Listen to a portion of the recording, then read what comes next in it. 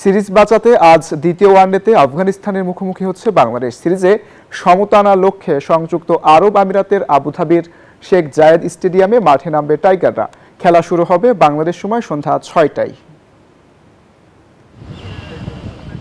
এবার one day series হার থেকে বাঁচতে সংকল্প নিয়ে মাঠে নামবে টাইগাররা।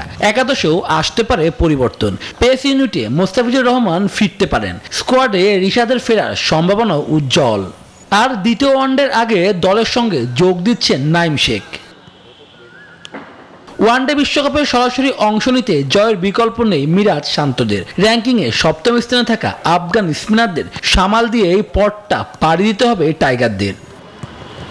যুক্তরাষ্ট্রের ১ নম্বর জিম চেইন গোল্ড জিম এখন আবারও বাংলাদেশে।